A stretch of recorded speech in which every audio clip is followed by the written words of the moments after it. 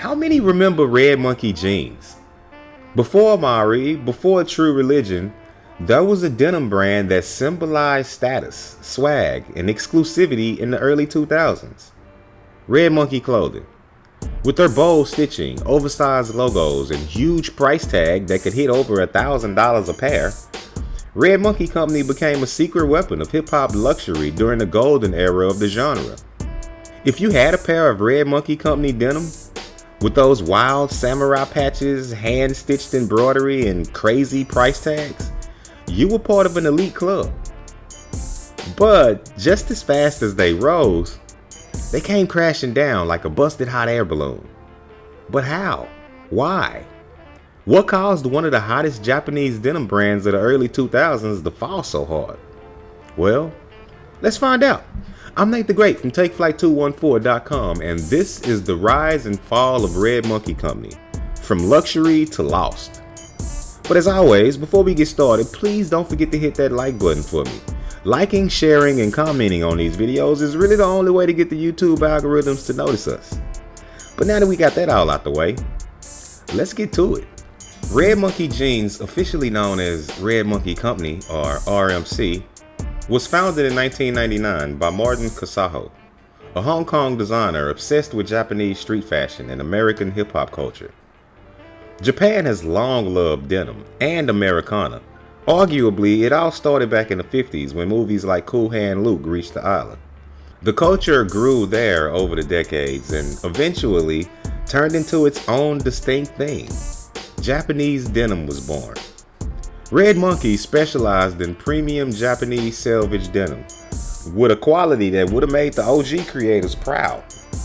But what set Red Monkey apart wasn't subtle craftsmanship, it was flash. Large embroidered patches, colorful graphics, and bold monkey logos made each pair look like wearable artwork. While most Japanese denim brands leaned on the heritage and subtlety, Red Monkey went for loud luxury, and it made it perfect for hip-hop. By the early 2000s, the culture had moved from baggy jeans to designer denim. Guys wanted jeans that screamed money, and Red Monkey was right there in the center of the shift. But the thing was, they weren't easy to find, and that was part of the appeal. Red Monkey wasn't in malls or department stores. You literally had to know where to get them. Boutique shops, backdoor resellers, or straight from Japan. The mystery made them feel even more luxury. And then there was the price. Some pairs cost anywhere from $500 to $1,200 depending on the embroidery and addition. In the bling era of hip hop, Red Monkey fit perfectly. Bright, expensive, and exclusive. For a few years, Red Monkey jeans became a status symbol. If you had on Red Monkeys, it meant that you weren't just getting money, you also had taste. They became shorthand for success, the same way a pair of Louis Vuitton sneakers or a Gucci belt might have. Red Monkey just had that underground luxury feel. It wasn't mass produced, and that added to the mystique. But by the late 2000s, the hype started to fade as Red Monkey began to suffer several problems.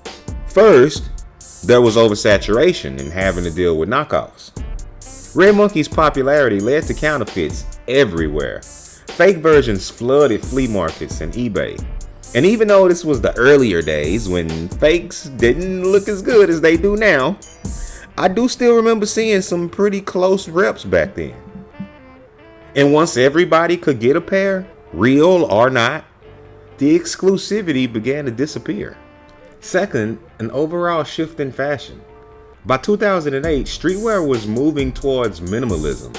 Early day streetwear brands like Dope, Diamond Supply, and Huff made streetwear feel cleaner and simpler.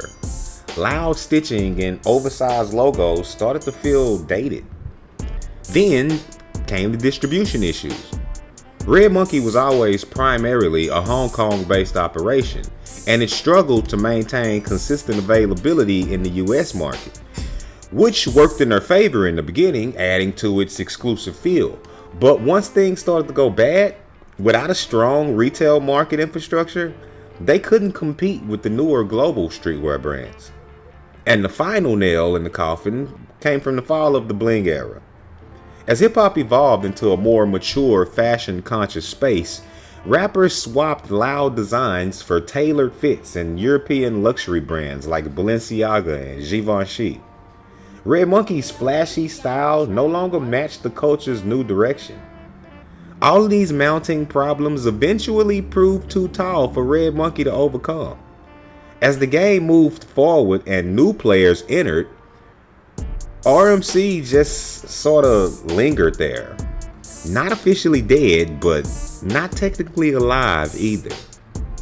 They tried to pivot, offering simpler designs and collaborations, but it was too little too late. The streetwear world had evolved, and RMC became a relic of a bygone era. Today, Red Monkey is mostly remembered as a cult classic of the 2000s, a brand that captured the energy of hip-hop's golden era. Collectors still hunt for authentic pairs, especially those rare embroidered editions that define the brand's peak. And while RMC still operates in Asia with new releases and collaborations, it never really seemed to recapture the same wave of cultural dominance. Red Monkey helped open the door for future luxury streetwear crossovers. Without brands like RMC, there might not be the same cultural bridge that allowed Louis Vuitton and Gucci to collaborate with streetwear as they did. And in its own wild, flashy way, Red Monkey walked so modern luxury streetwear could run. Red Monkey jeans may not dominate the culture anymore, but for a few unforgettable years, it was a huge part of it. A brand born in Japan, made for the streets, and forever tied to hip-hop's golden age. And for that reason, I think they deserve their flowers. But what do you think? Were you a fan of Red Monkey jeans back in the day? Would you still wear their retro pieces now? Hit us up in the comment section and let us know. And if you enjoy videos on pop culture and fashion history such as this, then don't forget to hit that like button. Liking, sharing, and commenting on these videos is really the only way to help us continue to grow as a channel. We really can't do it without you guys' help. And if you want to be updated whenever we drop a new episode, then don't forget to hit the subscribe button and then the notification bell. That way you can be dinged when each new one is released. But with all that being said, I'm Nate the Great from TakeFlight214.com signing out until next time. Peace.